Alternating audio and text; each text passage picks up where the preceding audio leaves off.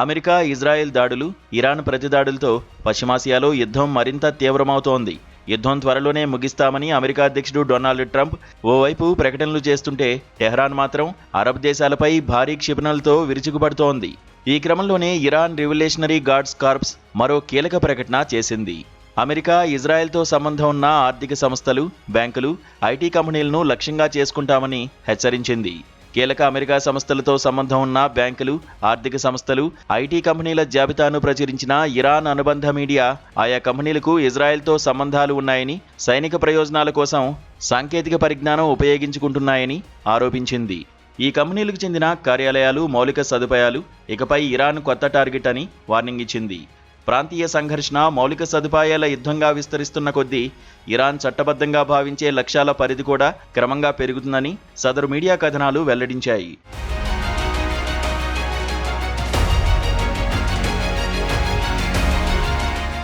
Google, Microsoft, Palantir, IBM, Nvidia, Oracle వంటి కంపెనీల పేర్లు ఈ నివేదికలో ఉన్నాయి.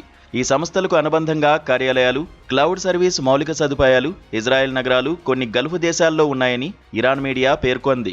మరోవైపు ఇరాన్ డ్రోన్ దాడులను తీవ్రతరం చేసింది. తాజాగా దుబాయ్ ఇంటర్నేషనల్ ఎయిర్పోర్టు సమీపంలో డ్రోన్ దాడి జరిగినట్లు స్థానిక అధికారులు తెలిపారు.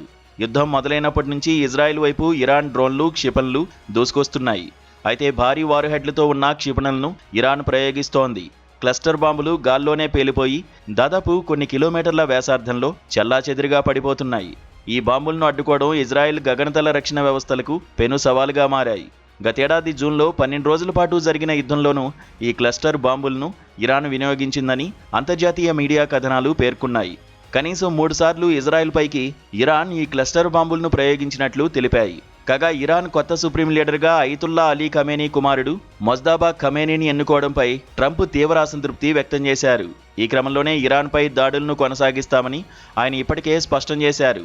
ఈ పరిస్థితుల్లో అమెరికా, ఇజ్రాయెల్తో సంబంధం ఉన్న ఆర్థిక సంస్థలు, బ్యాంకులు, ఐటీ కంపెనీలను లక్ష్యంగా చేసుకుంటామని ఇరాన్ హెచ్చరించడంతో ఉద్రిక్త పరిస్థితులు నెలకొన్నాయి.